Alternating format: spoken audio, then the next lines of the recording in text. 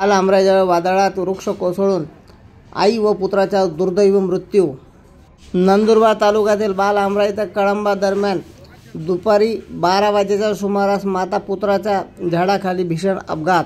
नंदुरबार तालुक्यातील बाल आमराई ते कळंबा दरम्यान दिनांक 15 जुलै रोजी दुपारी 12 वाजेच्या सुमारास अचानक आलेला जोरदार वारा व पावसामुळे एक मोठे वृक्ष तुटून थेट रस्त्यावर कोसळले.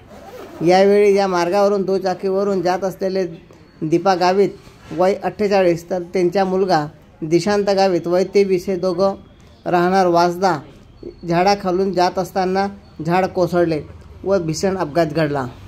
या अपघातात दीपा गावित यांच्या जागीच मृत्यू झाला तर गंभीर जखमी अवस्थेत दिशांत गावित यांना नंदुरबार जिल्हा रुग्णालयात उपचारासाठी हलविण्यात आले. मात्र उपचारादरम्यान त्यांचाही मृत्यू झाला. या दुर्दैवी घटनेमुळे वासदा गावावर शोककळा पसरली आहे.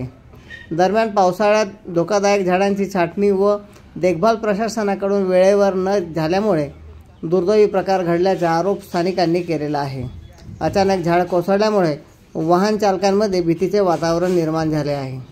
प्रशासनाने तात्काळ योग्य उपाययोजना करून अशा धोकादायक वृक्षांची वेळीच छाटणी करावी अशी दुर्घटनाग्रस्त परिसरातून मागणी होत आहे व होणाऱ्या दुर्घटनेला आळा घालता येईल अशी देखील परिसरातून मागणी आहे.